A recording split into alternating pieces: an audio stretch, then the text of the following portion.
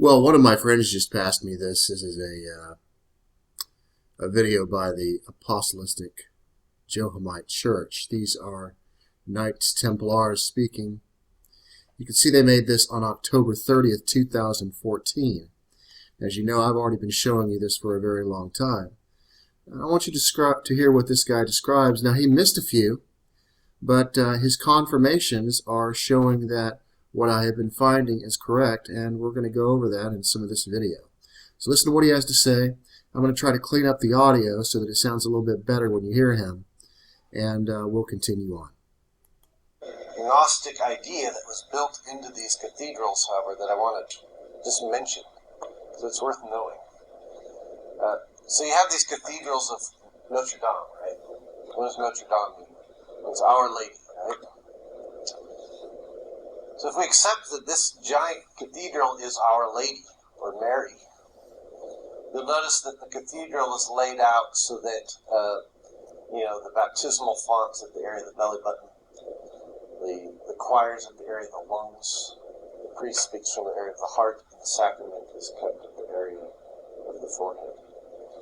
And when you leave that church, you're going through the arch, through that birth canal. This means you are being born as Christ. Alright? That Christos is this is what made you a true Christian, right?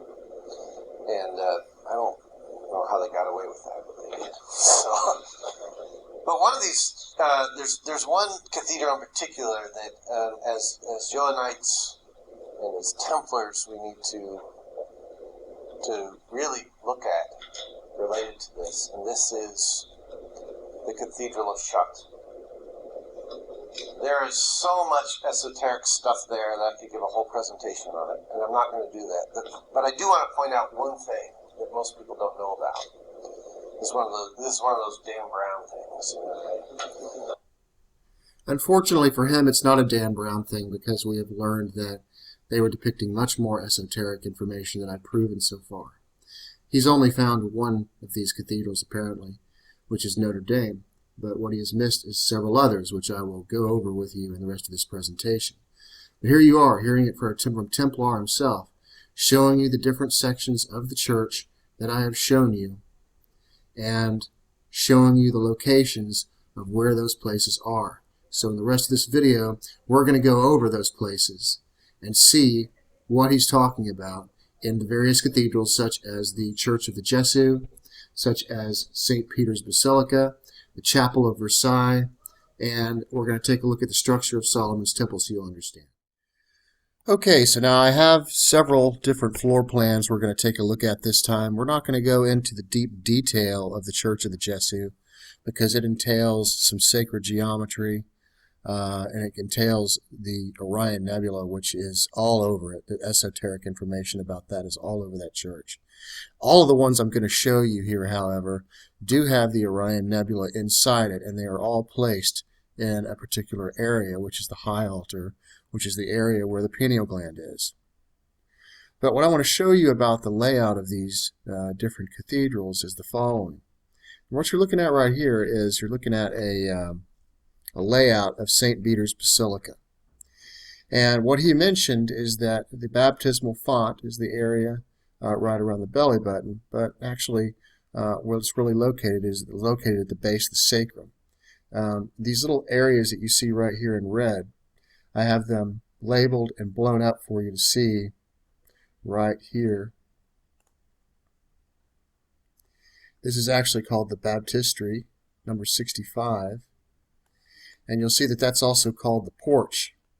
And the porch is located right at the base of the sacrum. So if we go over here to Wikipedia real quick, we can see that baptistries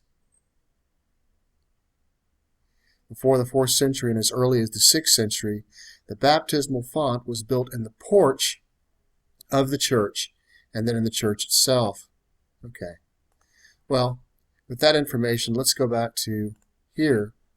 And let's take a look at the Solomon's Temple design, which we'll place on top of that. And we'll zoom in. And you'll see that that area that's in red corresponds to the porch, and that's exactly where we see it on Solomon's temple. So if we back out again, we can see that Solomon's temple is placed on this right here, where the Holy of Holies sits right here at the very end. This is the heart, where the priest speaks. And then you have your choir, which he was mentioning as the lungs. Now, if we put the human body on top of this thing, this is what it looks like. With the head being up here in the Holy of Holies, the heart being where the priest speaks. You have the lungs of the choir, you have these people here, and then right here at the porch area, I take this off. Number 65 is the porch. So this is the layout for St. Peter's Basilica. Now, if we want to take a look at, say, the Church of the Gesu, we can see its design is also the same. This area that you see that are steps, that's the porch area. And you can see how that lays on top of Solomon's temple as well. The Holy of Holies being this area up here. If we lay the human body on top of it, you can see that this area right here sits right on the brow.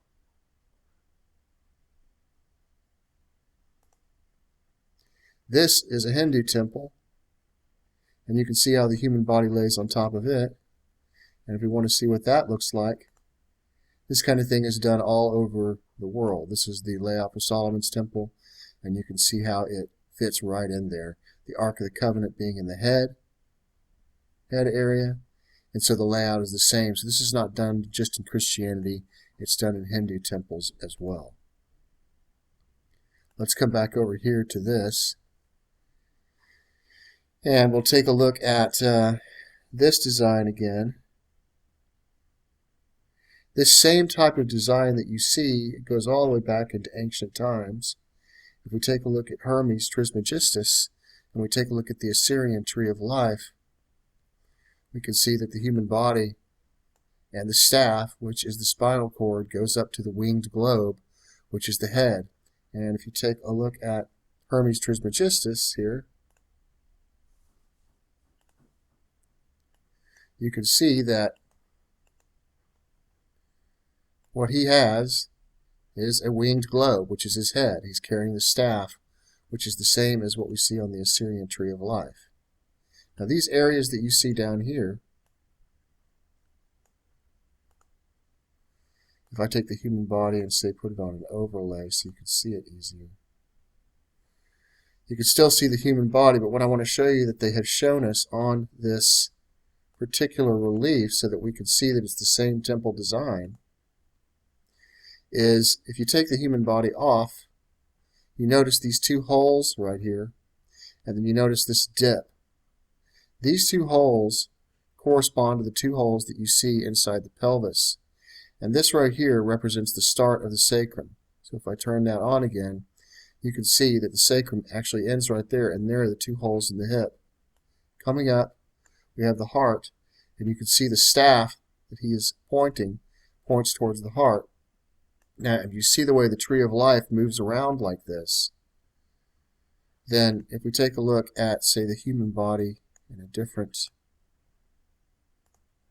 just fade it out some, you can see that the rib cage follows the exact same curvature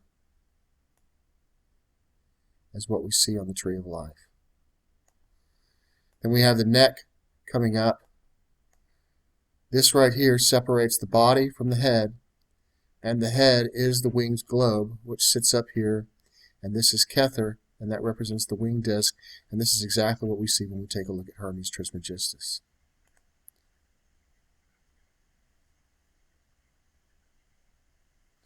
There's one more I wanted to show you real quick, and that is Chapel of Versailles in France. We have the same thing going on right here. We have the porch area, and as you can see, that's the base of where the sacrum starts. As soon as you enter this temple, you're starting at the sacrum. What's really interesting about this is the backbone seems to follow, if you notice, like a puzzle piece right in between the two walls here. And then ending, right at the end of this, you have the area which corresponds to the altar, right where the pineal gland is.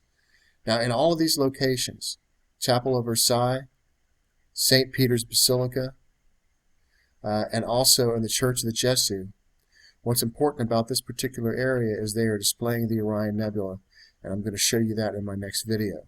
But just as the Templar showed you, this is the structure that is laid out in all these temples. It is not only for Christianity, but it is also for Hindu temples and the Solomon's temple design. And it is not something to be taken literal, but something to be taken esoteric, as I've shown you the Ark of the Covenant is in the head. So, next time what we're going to show you is in these various temples, we're going to show you the Orion Nebula, where it's located, and why it's located there, and what it actually means. You guys take care, and I'll talk to you soon.